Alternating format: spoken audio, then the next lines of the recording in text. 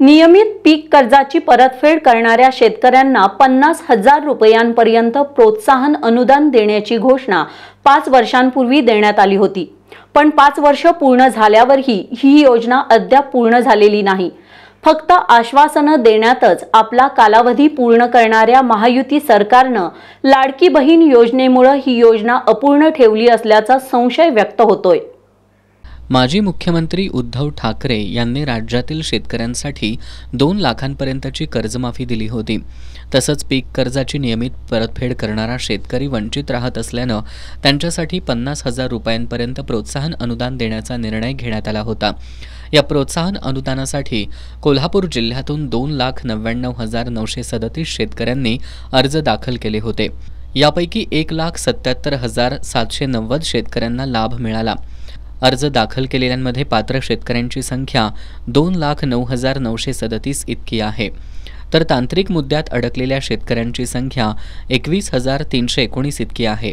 या शेतकऱ्यांना अद्याप अनुदान मिळालेलं नाही।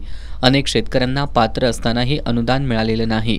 जे सानुग्रह अनुदान नियमित कर्ज फेडणाऱ्याला जाहीर केलं होतं त्या अनुषंगाने आपल्या गावात आता 1182 आमच्या सोसायटीच्या सभासदांच्या पैकी फक्त 630 लोकांना मिळालेलं मंजूर झालेलं आहे आणि 80 लोकांचं काहीतरी थंब लागून ते अप्रूव्हल मंजूर हे झालेलं आहे। म्हणजे 710 लोकांना आम्हाला आमच्या सोसायटीच्या लोकांना मिळालेलं आहे आणि बाकीची लोक त्यांनी इन्कम टॅक्स किंवा कॅटेगरी काहीतरी कॅटेगरी लावून त्यांनी सरकारनं ती अशी वगळलेली आहेत। पण यापूर्वी ज्यावेळेला काँग्रेसच्या सरकारनं ही जाहीर केली होती त्यावेळेला आमच्या सोसायटीच्या 1182च्या सर्व सभासदांना हे सानुग्रह अनुदान प्रत्येकाच्या खात्यावर जमा झालेलं होतं।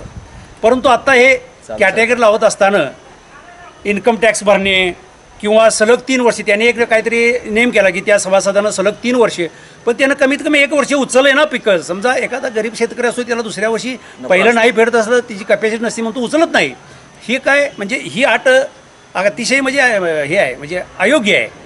तर अशा प्रकारचं त्यांनी जी अटी लावली आहेत सलग 3 वर्षे पीक कर्ज उचलायला पाहिजे किंवा इन्कम टॅक्सची कॅटेगरी।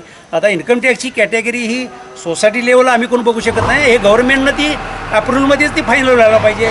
मागल्या वेळा मग कसं झालं 1182 लोकांच्या सभासद लोकांचं मंजूर आणि आता काही कॅटेगरी लावती, तर हे लोकांची दिशाभूल आहे एक प्रकारची। आणि हे काय म्हणजे सर्वसामान्य माणसांना किंवा सभासद लोकांना हे मान्य नाही। हे अशा प्रकारची वाटप किंवा ह्यांचा सानुग्रह अनुदानाचं वाटप शासनाचं प्रोत्साहन अनुदान मी नियमित कर्ज फेडतोय, खरं मला अजून त्यांचे पैसे काही मिळालेले नाहीत। प्रोत्साहन अनुदान जे जाहीर झालेलं आहे त्यापैकी आमच्या भावाभावांचा आम्हाला मिळालेला नाही आणि तिची अंमलबजावणी व्हावी, लवकर शासनाने दखल घ्यावी अशी आमची इच्छा आहे। प्रोत्साहन अनुदान मिळवण्याबाबत गेल्या काही वर्षांपासून शेतकरी मागणी करतायत, पण अद्याप त्याची दखल घेण्यात आलेली नाही। उपमुख्यमंत्री अजित पवार कोल्हापूर दौऱ्यावर 5 ते 6 वेळा आले होते। प्रत्येक दौऱ्यावेळी त्यांनी प्रोत्साहन अनुदान देण्याचं आश्वासन दिलं, पण ते आश्वासन कधीच पाळलं नाही। अजित पवार हे थापा मारतात की प्रशासन त्यांचं ऐकत नाही हे समजू शकलेलं नाही। पण पूर्ण 5 वर्ष संपली तरी ही योजना अद्याप पूर्ण झालेली नाही। या योजनेतला पैसा लाडकी बहीण योजनेकडे वळवल्यामुळेच ही योजना अपूर्ण राहिली असल्याचा संशय व्यक्त होतोय।